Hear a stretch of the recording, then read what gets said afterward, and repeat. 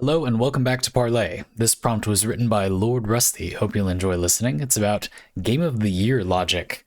Lordrusty says, we approach the part of the year where Game of the Year discussions start cropping up. What do you think is the best way to engage with this topic in a productive way? I quite like the idea of a part of the year, which you spend in reflection, but sadly people want to reduce that discussion to what's your favorite game this year. I have a lot of interesting pieces of things I want to talk about from a variety of games this year, and it seems like the social idea that someone should pick one choice as their game to champion for this year seems bad.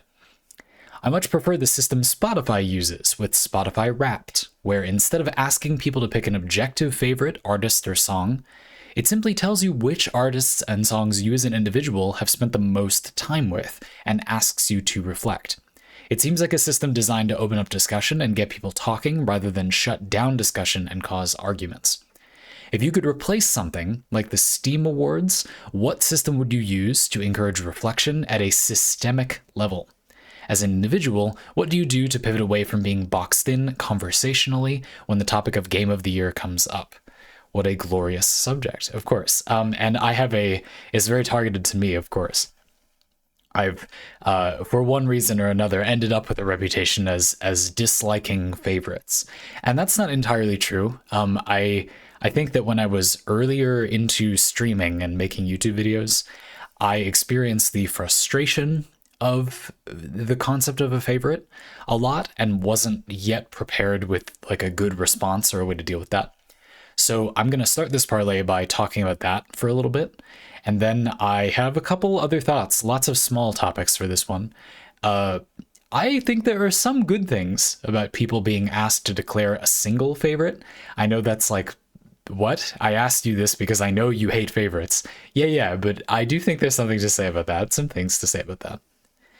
I want to talk about what purpose game or games of the year even serves. You know, you said I quite like the idea of a part of the year which you spend in reflection, which I think is a great sentiment.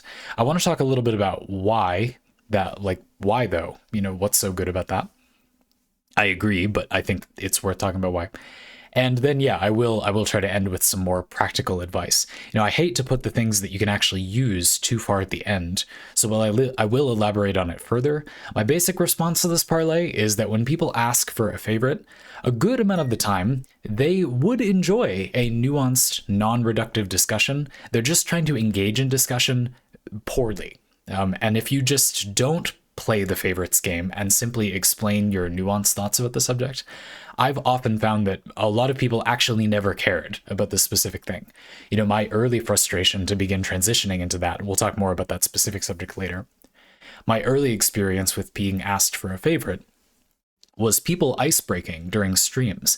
I just kind of didn't fully understand that at first, or didn't understand what they were doing immediately, and felt frustrated that people were trying to get me to have a single favorite or kind of die on the hill of that thing. I would go on and on about how it's really negative to declare a favorite. Well, at least it was for me. You know, if you say, well, I really like Hydroid, people are gonna gift you all the Hydroid stuff and ask you for things about Hydroid every single time Hydroid gets changed in Warframe. And that's not, I don't want that. You're kind of forcing me to become, you want me to stop existing so I can just be the guy who likes Hydroid. And I don't want you to kill me. I want you to treat me like a person, you know? And I guess the problem with that interpretation for me is that I think people would have been completely fine with just hearing a lot of favorites. Which is what I usually do now. If I'm asked for a favorite or something I really like, I just say lots of them. I don't have a single one. You won't have a single favorite if you have a nuanced opinion about something, unless that thing is very bad and there's only like one good one, I guess. But so personally, I found it to be pretty effective to just pretend that a single favorite isn't a thing that exists really. And treat the world the way that I wish other people did, which is, you know, we're just talking about the things we liked. So, of course, going from there, yeah, I think that the other pitfall with favorites is that people are often not asking for something about you. They're doing what I'm going to refer to as a tribe check. They're trying to see if you're on the team of the thing they like or they just want to talk about their thing. I was getting my car an oil change the other day, and I drive a Nissan vehicle, and one of the guys who was changing the oil, they were doing a great job, and we were in and out real quick. And so while I was kind of checking out, one of the guys came up and said, "Hey, how's your Nissan been?" And I said, "It's been really good. I've had this car for like 5 or 6 years, I think, and it's been great. I got this because I had heard that they can be relatively long-lasting cars in the grand scheme of things, good engines. I don't know if that's actually true, by the way, but that's just something that came up in my research when I bought this car, because I'd never bought a car before, so I did a little research. I don't really like cars, but I gotta get a good one. My car gets good gas mileage, it's been good. And they said, I've had a lot of problems with mine. And I said, "Oh, like what? Maybe something for me to look out for. Cool." And they said, "Really, the transmission." And I thought, this guy knows that I'm getting a transmission fluid change. And at that moment, I began to switch into the gear of, he doesn't want to know what I think. He just wants to say his thing about his Nissan vehicle. And this is not about me. He doesn't care about me. If I try to talk about my things, I'm going to have a bad time. And I don't really care about this random guy knowing about my Nissan experience. So let's just hear what he has to say. Maybe I'll learn something to look out for with my own vehicle, but probably not. Probably he's just had a very personally biased experience. He just said he had 2 Nissans in a row that both had wonky transmission, and 2 in a row probably feels like a pattern to him, but it isn't. And I don't know, whatever. But the point is, switching modes into, oh, they're trying to do a thing with this, was a way to convert it into being something helpful, but it was still not helpful to talk about Nissans. That was kind of an illusion. We've got 3 total cars in this conversation between 2 of us. That is a meaningless sample size. That means absolutely nothing. We might as well not even exist. So anyway, to go on to the proper topic about why favorites could maybe be good, I feel like it's fairly obvious to most people listening to this parlay why they would be bad. Like, it's just reductive. It doesn't say much. If you really understand multiple of the games in a nuanced way, you wouldn't be willing to declare either one of them superior. Just period, this is better. That just doesn't have any significance. That's air. It doesn't do anything or make any sense, really. But so why do people do it? I mean, of course, there's the kind of industry rewarding itself thing. It's mostly just an inside job where people want to, credit and reward the game that, did very well by getting some community points at the same time by having there be like a small independent game section. Most of the games that have any significance to the medium of video games were not made by a large enough number of people that a big institution like a Game Awards show is going to care about them. But you as a consumer, I would argue those are most of the significant products. So sure, it's not really that relevant. They just sort of don't mean anything. Award shows are basically just the way the industry rewards itself, usually the larger bodies of itself. But it is interesting to go further because we're really talking here about individual rewards. So what's up with those? Well, obviously, people kind of like to be on a team, even though it is bad and they don't gain anything positive from it, that they think they like to be on a team. But I do think there are, as I said, a few good things about declaring a single favorite. Potentially, not in practice, but in theory, maybe for all of us. Maybe we're here you apparently are willing to discuss this for longer than most people talk about games in a nuanced way. It's been 9 minutes of this parlay. So I don't know, man, we could maybe use these things. The first one is just pushing you to dig deeper, if you are going to dig deeper. If given a lot of good games, you have to pick a single one of them that stood out. In theory, that rewards a game that is even a little bit better. It's even better.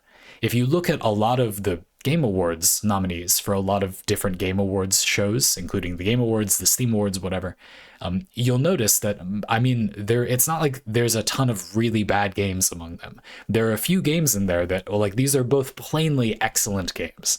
A simple example I saw was, can I even remember? Because it just washed right over me. But I did look up some Game Awards stuff just to get my mindset before this parlay. For example, so for one award, I thought I saw Baldur's Gate and Lies of P. I think Baldur's Gate and Lies of P are both plainly excellent video games. It's kind of weird to see those side by side and think, oh, one of them is so much better than the other, if you don't give a very specific parameter. And another potentially good thing about these awards, they do give fairly specific parameters. We'll get to that in a minute. But my point is that if you wanted to acknowledge a game that you feel like went further in a category, you could maybe do that by forcing someone to say a single favorite. Okay, I guess. People don't actually do that, in my opinion. People often use the requirement to pick a single favorite when that's a contrivance. Like, they don't actually experience there as being a single favorite, unless a point we're coming to in a minute. And so in practice, I think what people do is mostly just kind of get pedantic. You know, they'll say, well, the category says, you know, the most timeless game, and this game isn't that timeless, so this other game gets the win, which, like, that's nothing. That means nothing. That's not of significance. Well, we'll talk more about that in part 2, but I don't think it's of significance. So I'm not saying that actually happens, but in theory, a person willing to discuss forced to pick a single winner may actually add nuance through that process. They're not able to take the easy way out and say, well, they were all obviously very good. I think Lies of P and Baldur's Gate 3 were obviously two of the better games released this year, and I don't care about distinguishing more than that. But if I was forced to, it might be interesting what would come out. For example, I think Baldur's Gate 3 is an interesting case where games like Baldur's Gate 3 are like many. There's lots of that in theory, but a lot of the people who played and really liked Baldur's Gate 3 do not know that. Like, don't know there are lots of games that are, like, in theory similar. And also, I feel like Baldur's Gate 3 went a bit crazy in practice. So, like, from like a quantitative perspective about content, the game is absolutely nuts. Like, what are they feeding the developers over there? There's the example I always give is I took an invocation as a warlock in Baldur's Gate that lets you speak with animals at will. Precisely to prod the game's sort of thoroughness or whatever. To me, that seemed like, well, when you play Dungeons and Dragons with people in person, it's easy. You know, well, it's not easy, but your dungeon master can speak for whatever animal you speak to and figure out how they want to deal with it. But as a developer of a video game, I mean, what are you doing letting me take that? I'm just going to talk to every squirrel, and if they don't have content, then I feel like I didn't get to do the thing. And they basically did add voiced things of some minor significance anyway to pretty much all the animals I've encountered. That's insane. Why would you do that? I really don't fully understand, but that feels noteworthy to me. You know, I'm not sure what that's useful for. That'll be in part 2, but and I would say that while I think Lies of P is a phenomenal video game, it isn't significant in that way. Like that, whatever that is, the sort of quantitative extremeness where they added like just an impossible amount of raw content to Baldur's Gate 3. Lies of P isn't like that. It's not related to that concept. That wouldn't be good or relevant if they had done it, and the game doesn't do it. I think it is a very expected amount of content. Plenty. More than enough, but it just isn't a focus of that game. It's not that Baldur's Gate 3 did that better. Anyway, you can see that being forced to say, okay, go into a little more detail, added, well, a lot of nuance to the discussion. And if you held me at gunpoint and made me say, which video game do you think is better, I would prevent being killed and say Baldur's Gate 3, even though I don't think that means anything. But it kind of does mean something. You see what I mean? Only if you're willing to get into that much detail. Whatever. Lies of P is awesome. And I don't even think those games are actually in competition. I just thought of 2 games that, whatever. Okay, so another good thing about declaring a kind of single winner. Many people don't have the time to play and develop like nuanced opinions about many games.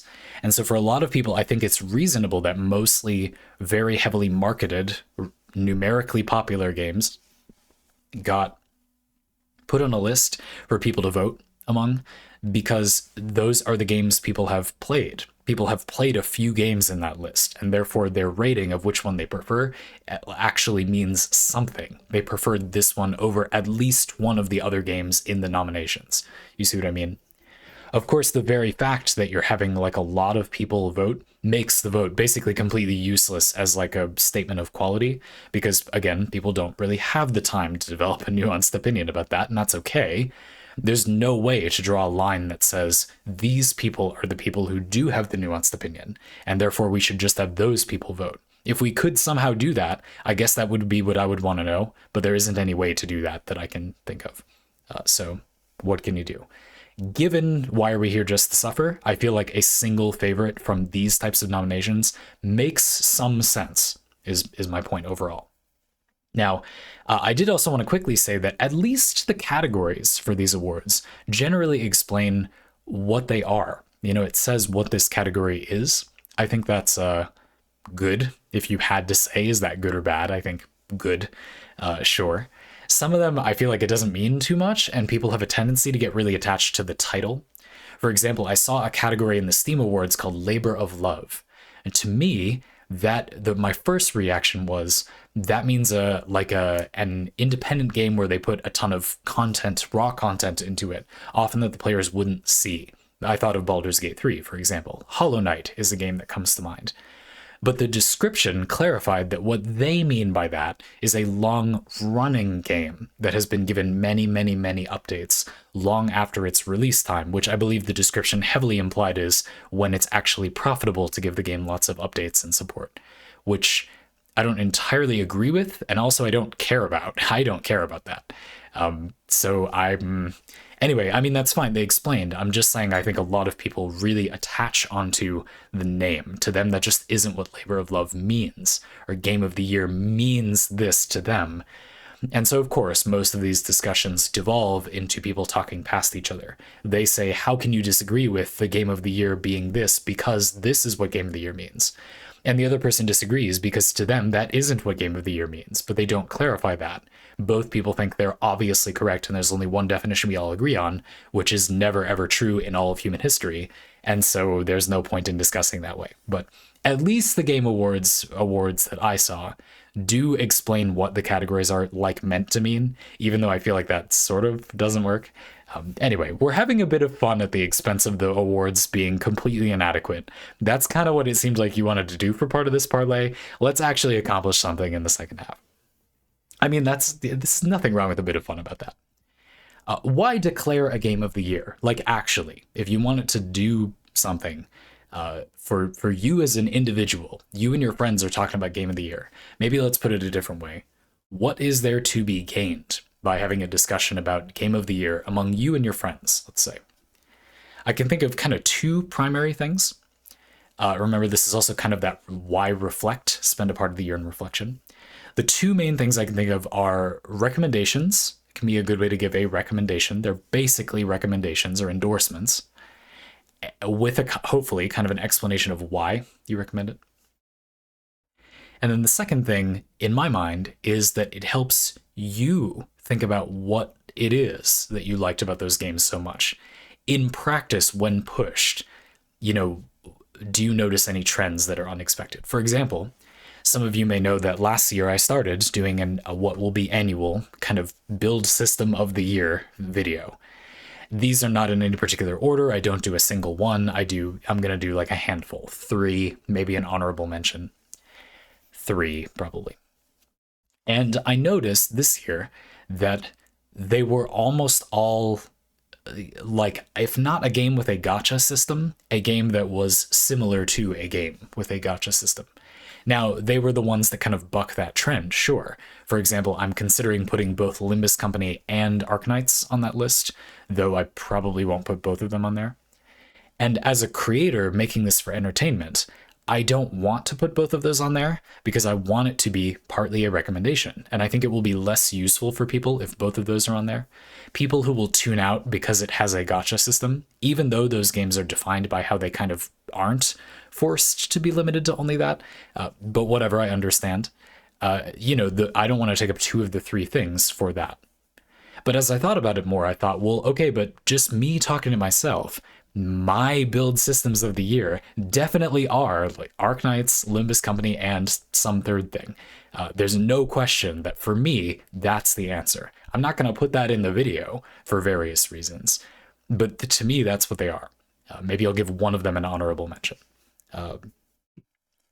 And that itself was kind of interesting. You see what I mean? I was already scripting something about what I've referred to as the gachapon paradox, where because a lot of games that have the resources to develop lots of different build options, and make them really fleshed out and create this evocative world where you use those build options. A lot of those games, they're motivated by making money. The games that do the build options in what is often the most interesting ways often are the games where those build options are monetized. The worst monetization system, seemingly the most corrupt money-grabbing game, has paradoxically reliably the superior build systems in many cases, I think, simply because the developer and publisher's desires are aligned with what is actually fun for a player who wants to make builds.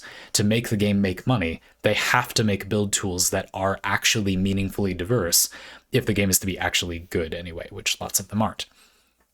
And that is one reason that I've been thinking about that topic, because I noticed that a lot of the systems I was able to find that were really fun were games using a gacha experience. So reflecting on that did reveal something to me. And the recommendation bit, I mean, this is fairly obvious, of course, but having a way to highlight the things that you really enjoyed over the past year, for me as a creator and entertainer, it might be because I think you would like those recommendations. It's kind of part of the service that I provide. A lot of you support me financially every month, and one of the things that you get as a benefit from me existing as a creator is it becomes a bit easier to get recommendations for this kind of game because I have more time to play and analyze the darn things than it would be practical for an individual to have. And as I've belabored many times, I think these types of games with very involved build options that often come online very late into your playtime, it's particularly difficult to get good recommendations. So being able to vet the games a little more thoroughly maybe is something that is valuable about me or the thing I'm doing with myself. And between friends too, it can be nice to see what sort of endured. At the moment that you played this game, you recommended it to me, but would you still recommend it now that we're at the end of the year? That's a thing I often check. For example, Baldur's Gate 3 is a game that my friend, who I play D&D with as well, I DM for him, he said, I really want to play this with you. And I said, it's $60. I feel like it's going to take a lot of time. I'm very interested, but I'm always very interested. I don't know. And my rule was, okay, if this comes up like 2 more times, let's just do it. And it did. I mean, he was still very excited about it months in. No offense to my friend, but that's not always true. And so when I was sure that it was something he really wanted to do, I went in there. And recommendations for the games that stuck with you at the end of the year definitely work that way as well. You see what I mean? Probably fairly obvious, actually. So I do think that one of the keys to having a useful Game of the Year discussion is that context, but also it being some kind of summary or like why each thing was your whatever of the year. I don't really have categories exactly, but trying to perform some kind of widespread approach where I have a variety of different things in my build system of the year thing. I do think that's useful. If you played a lot of games that were like this, it's possible you were just really into that type of gameplay loop. And I feel like it is then meaningful to go back to section 1, where I suggested that being forced to specify a favorite may actually become beneficial at that point, as long as there's that nuance. So for what it's worth, I really do think it can be useful to say, a single thing. Your friends may not have time for you to give your fully nuanced list of recommendations. So it can be useful to find a way to give a single response. Yeah, I mean, you asked me if it were up to me, what would I kind of replace it with? And you said, what system would you use to encourage reflection at a systemic level? But that just isn't possible for a significant enough amount of people. I wouldn't do that. It wouldn't work. It's not relevant to most humans. Unless I were to do it for just my community. I think pretty highly of all of you spending time thinking about this. Not because it's better to spend your time waffling about video games, but because you just do, though. I know you do, because otherwise you wouldn't be here right now. It's been 24 minutes into this discussion. So for our community, yeah, it's quite possible it would be useful to do something. So what would I do for that? I wouldn't bother. for, awards broadly. I don't think there's a better approach. There's no point in encouraging reflection at a systemic level for most people. Their life would need to change way more for that to be a thing that made sense or they really had time for. It being forced once a year isn't going to do much, in my opinion. But you could disagree. There's arguments against that, but that's how I feel right now. But all of you, what do I think? I like reviews. Something I've thought about doing is letting people leave reviews of my videos, kind of like when you put in a play and then you see the reviews from the critics that came to watch it, a wide variety of different takes. I think that letting the individuals say a thing instead of casting a vote is meaningful. Another small change you could do is make it so when a vote is cast, there's some way to record or take stock of the other things the person voted for. Remember the point I made about how having it be the most popular games and then people can at least say they liked this more than at least one of the nominees? That's important. I think knowing which one it was would be useful. You know what I mean? Like Baldur's Gate 3 wins, but most of the people who voted for Baldur's Gate also ranked this game as well. So even though that game came in fourth, it actually had the second most votes by people who ultimately determined Baldur's Gate was their favorite. Do you see what I mean? I actually think that's significant. And it helps show correlations. Like, well, if you liked this and Baldur's Gate wins because everybody, I have barely ever heard anybody say they did not love Baldur's Gate 3. It's okay if you don't, by the way. But I've just heard a ridiculous, like higher than most games I've ever heard of, amount of positive feedback. So yeah, man, I mean, so people have played the thing. Maybe it would be nice to hear what else they liked. It's okay if we need to agree that this was really good or whatever, but let's just hear what else people liked. So showing a sort of correlation of people voted for this really highly, but what else did those people like, I think is also useful. The idea of a single transferable vote, or where you rank contestants instead of voting for a single one, those things all appeal to me very much. If I were to, right now I have 5 minutes to design the Game Awards, I would just do that. I would say the only change we have time to make then is people just rank the choices. They don't say their favorite only. They go 1, 2, 3, 4, 5 or something like that. And then those are recorded. Maybe they get points equal to how high they rated. So choice number 1 gets 5 points, choice number 2 gets 4, 3 gets 3, 4 gets 2, 5 gets 1. So they get way more points if you rate them more highly, but being second place is still worth a lot of points, and you could change how many points things were worth. I don't necessarily agree that would be the best way to do it, but if I had to do it quickly, I would do that. But again, having a kind of review instead is sort of good. Another way that I've seen people in video reviews on YouTube do it that is interesting is forcing themselves to not give a numerical score. But I actually don't agree that that's necessarily a good approach, because a lot of these videos have an entire video of explanation and then a score. And I actually think the score is really great in that case.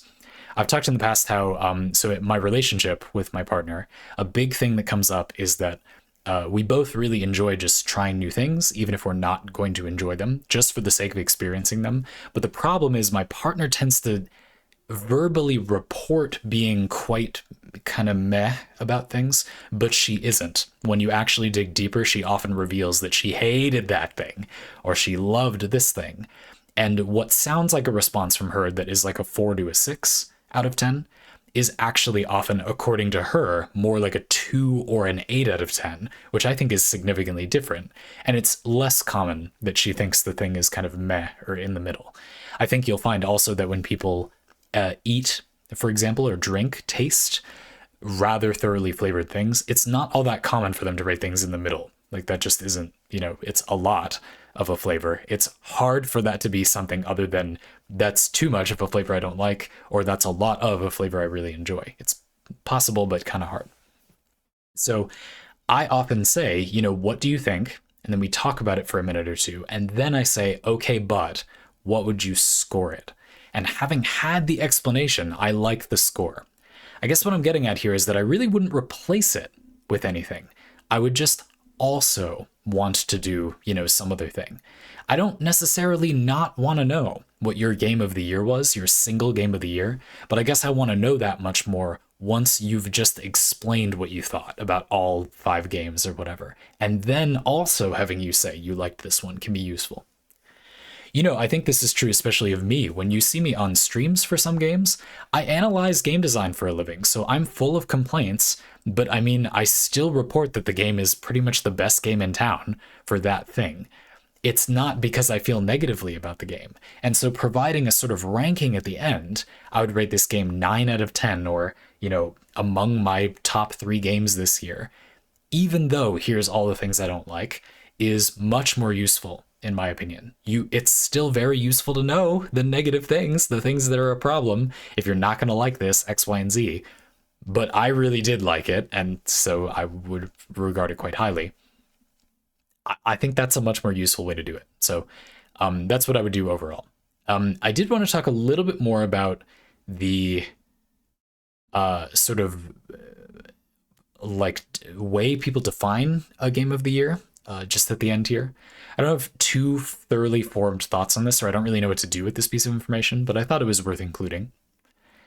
And it's basically the idea that a game of the year is a kind of timeless classic, that thing that people say. But a problem I have with how people perceive game design is that oftentimes perspective on what it is that is so good about that game and what that's going to mean for games overall is not there at all. I almost said not good, but really just doesn't exist. For example, Baldur's Gate 3, the example I've been using this whole time, which perhaps I should have explained a little more what this game is, but it's basically a tabletop role-playing game like you play Dungeons & Dragons, translated into being a video game, while making it so you have a quite similar, I would say, experience to if you were at a table, even though that's really hard. Again, the example I gave was if you're playing with a human who's meant to translate your actions into game mechanics right there in front of you at the table, and you have a spell that lets you speak with animals, well, it might not be really easy to figure out what every animal might sound like or have to say or how useful that will be or what do you do to get the player to stop talking to every finch they encounter. Yeah, but I mean, the human there can obviously do it. It's just, I mean, it would take some doing to do. But there's no problem. The player can ask for mostly whatever they want, and the human can handle those requests. It just might be difficult. Whereas if you make it a video game, I mean, that is extremely labor intensive. You're never going to be able to guess all the things the player would want to do. And so you just have to do your best to incredibly involved prioritize, each of the things. That's going to be really hard. But I'm tempted to say that while I was really impressed, I have been really impressed with how Baldur's Gate 3 has done that, it's like, besides that, that's just work. If we had a better way to more thoroughly fill out a game like that, or you made a really, really short game, there just wasn't a long playthrough, a very short game, but it very thoroughly did that. It'd be easier to do it even more thoroughly because the game is much shorter. What else is it going on in Baldur's Gate 3? And if that's the question, I think the game becomes weirdly less impressive in some way. There's nothing really all that special from a fundamental game design perspective. It's just kind of like a how did they even make this piece of art to me. It's not that they did some kind of new thing. You could argue it's not very innovative. In fact, the entire reason it's so amazing to me is primarily because they're mimicking something that we categorically already had just as a video game when that thing is not very compatible with being made into a video game, but they just did a very satisfying job, in my opinion. You see what I'm trying to say here? So there's a problem where while it's hard to say anything but that's good, I like that, it's impressive, does that have much significance in the grand scheme of games? You know what I mean? Or is that impressive because this is what we have that's done that? This Baldur's Gate 3 is not a perfect example because it remains a very good game, in my opinion. It's a perfectly functional, just game, alongside having a ton of work and stuff in it. There are games where I feel there's more of a divide. The game is considered impressive because of its scope, for example, but the game itself is arguably not good. It's just impressive because that's hard to do. It's hard to have made that, but it isn't actually fun. A simple example would be like video games with open worlds that brag about how big the open world is, but that doesn't matter. Like that doesn't do anything. It's hard to make that. And so people have difficulty saying like that doesn't matter. That's not at all evaluated as part of why it's is or isn't game of the year. People have trouble saying that, but when you dig into it, I think it doesn't have basically anything to do with that, unless it, goes on to, reflect the gameplay or something. I didn't like Sonic Frontiers when I played a little bit of it, but I don't enjoy Sonic games very much. But I mean, Sonic and open world, that makes sense to me. Like I don't like what they made out of those ideas. And I think a lot of the reason is because it's really not very open. Like there's a lot of jarring ways in which it isn't that open. That's my opinion anyway. My very underdeveloped opinion, having played very little. This is just an example. But you see what I'm trying to say? Like in theory, I actually think that that's a, if obvious, very good idea. Having a kind of free running game obviously feels like it lines up with being an open world in some ways. Now, I feel like what's exciting about a good amount of Sonic games is that they are not an open world, is that it's kind of like a roller coaster that you pilot a little bit. What if you could steer a roller coaster? That kind of thing. And so weirdly, even though it seems like that would be a really good fit for an open world, maybe that actually isn't the thing that's kind of the essence of why a lot of Sonic games are fun to people, at least from an outside observing perspective. That's what looks fun about it to me, even though I don't really enjoy that. And so maybe an open world doesn't match up that well. But you see what I mean? That idea, it doesn't really sound that hard to make it at all. You could make an open world and have movement that like Sonic's movement. That you could do that without it being like the most insane thing of all time. Making good levels would require a lot of work and stuff. Tracks in the environment are kind of mini Sonic levels in the open world. It would take a lot of work, of course, but you see what I mean, how that's kind of, there's an idea in there that is a kind of moving the medium forward feeling idea in a way that just putting an enormous amount of work into a game isn't necessarily significant in any way once we just have more games that have done that. Does that make sense? And so something that kind of bothers me about ratings for games is often a lot of the things that the game gets credit for, I would argue, are actually not of much significance once we have more games like that. And what exactly does feel like it's of significance, I'm not sure I'm the one to say, but I will try to say for a minute or two before we wind down. One example that comes to mind is Hades. I think the thing I would consider significant about Hades, this isn't something that's good or bad about it necessarily, but something that I think is meaningfully different about it, is the way that Hades weaves narrative and the roguelike gameplay loop together. It kind of marries those things in a very direct narrative way that many games that were doing a sort of roguelike gameplay loop were not. A lot of them had atmospheric storytelling or, had an explanation in world for why you die and come back to life.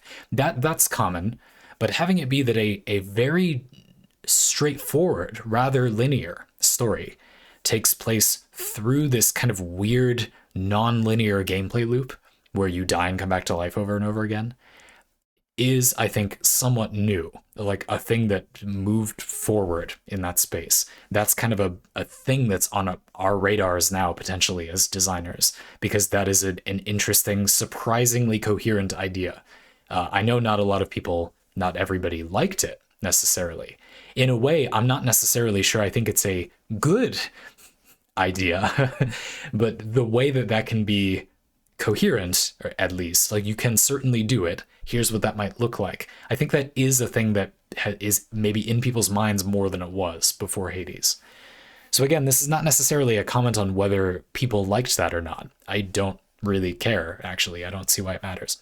I did really enjoy all of Hades, but to me, there's something kind of beyond that makes the game feel worth mentioning, that to me is kind of the only significant, if you like a roguelike, I almost feel like recommending 90% of roguelikes. It doesn't really matter highly which one you recommend. It would only be if the game had some kind of meaningfully different architectural approach that would make it kind of useful to recommend that game. Does that make a little more sense? I'll do one more, if I can think of one anyway, as I open my Steam page. But it's hard, and I mean, it's going to be a subjective thing, right? Like, there actually may have been games like that. I have in my notes, but didn't end up getting to the point that the game of the year might just be in context with the games that the audience knows. I mentioned this a little earlier with Baldur's Gate 3, like, besides the quantity of ways that you can do the thing in Baldur's Gate 3, having a game that is that gameplay loop isn't necessarily all that uncommon, in my opinion. It's just that I don't think a lot of the people who really wanted that right now knew that there were a lot of games that were doing that. And so hopefully they'll find them now if that's something they would enjoy. Neither did I, by the way. It's just that when that was made, it was around that time that I was thinking, but that would be so labor intensive. But I'm sure people have done that. And yeah, there are some really interesting examples from the past. If you want to just look at a game that might fascinate you for what it's done in the space of kind of open-ended input from the player, Wizardry 8 is an example of a game that came up when I was peeking around, where you can kind of manually type things into chat and they'll just happen in the world, or people will respond to them in a little bit nuanced way. Anyway, your only move is hustle. That's the last one I'll talk about. So this is a game where it's a fighting game, a 2D, side by side, health bars at the top, fighting game, but it's basically turn-based. The way it works is that when you do a move on your turn, you pay kind of turn cost equal to that move's frame data. So if it takes 21 frames for the attack to come out, then it'll go to your opponent. You'll have queued up that attack, and things will go to your opponent, and they have that amount of time to respond. It's possible they'll get to do a few things in that time, or they'll do something so long that your kick will connect and you'll get to do another thing before their first thing happens. The game basically just breaks up the actions you're taking in a fighting game into a turn format and basically eliminates execution. You don't have to have any physical skill to be able to execute combos. You just have to know what they are. It turns it all into being able to come up with those things and completely removes the need to hone physical reflexes. You still very likely have to spend time learning, good combinations of attacks, but it removes that element. That is of incredible interest to me because I'm not interested in practicing the physical reflexes. Somebody with more time that they're willing to spend on one thing than a variety of things than me will always beat me at these games because they are willing to dump more time into that one thing, have a less broad and fulfilled life, but beat me at this one video game. And so I view activities that let you do that as kind of pointless. I'm not going to be willing to specialize in this thing that much. I argue it isn't good or valuable to specialize in that one thing that much, but that means that I will never ever consistently beat people at those activities unless they have enough of another element of strategy or whatever. For example, I've enjoyed battle royale games because they sufficiently remove emphasis from just being good at shooting people and add emphasis to planning a route and looting and setting up equipment for everybody and positioning and other things that I can just be smart at and have good ideas for and die when my opponents have better ideas at them. And it's not like I'm terrible at shooting. I like trying to aim and shoot. I just don't want to never ever win because I'm not willing to practice only that one thing. And so obviously Your Only Move is Hustle is a game that I'm very interested in. It lets you remove the mechanical execution from doing all these fighting game things. And I had a very good time. I've been having a very good time. Not a perfect time, but topic for another time, really. But my point is that moves a thing forward in a way. The idea that that's an exciting thing, it's obvious to me, but probably will lead to more stuff in that space. It's kind of unlocked a certain tree on that subject. Were we to go further on this subject, I would then bring up how, but is that meaningful? Because then this is just going to be the most basic one. And in the long run, this is going to be the worst one of these, even though it feels the most significant now, because it kind of opened up that tree and people will maybe be game designing in that space more. whether it was the first one actually or not. I just mean maybe the one that brought that to people's thoughts. But then if people make a lot more of those, then this will feel irrelevant, won't it? Because you can surely optimize that idea more. What do? What even does it mean for the game to be doing a thing well? That almost proves that it isn't doing the thing well, because surely you could then improve on it. I don't know. So it may be useful to think of Game of the Year as being purely temporal. You know, it doesn't go anywhere beyond just this moment in time. This is what it feels like right now only, and it has no further significance. But I don't know. That doesn't fully sit well with me. Thanks to the parlay. I hope you enjoyed it. I hope that was an interesting way to tackle this. I love this topic, so I'm pleased to have seen it come up toward the end of the year. I look forward to making my own video about this too. For the second year in a row, it's barely a tradition now.